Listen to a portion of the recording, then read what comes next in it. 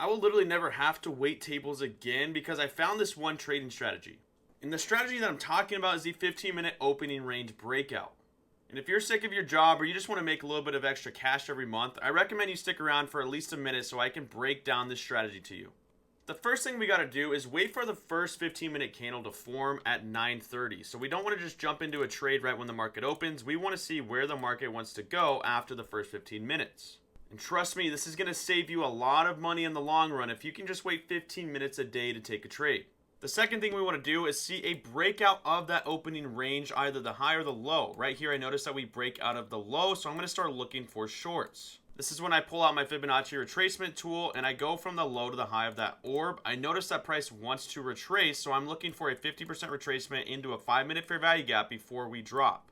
Right here, I noticed that we trade back into the 50% and we create a 5-minute bullish fair value gap. At the same time, ES came up and took out this high and gave us SMT divergence. So now I'm just looking for an inversion of this 5-minute bullish fair value gap, and then I'm going to take a short position and look for that orb breakout down. So let's just say you wanted to scalp this trade. Watch how this plays out real quick. We get an instant move down and a break of that orb low. You could have just scalped it down to that internal low.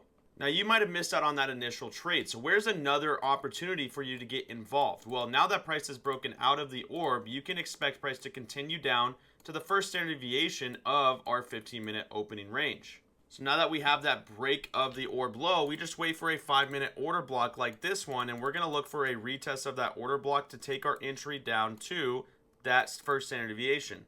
And watch how this one plays out. We get an instant tap of that order block and run right down to our TP level.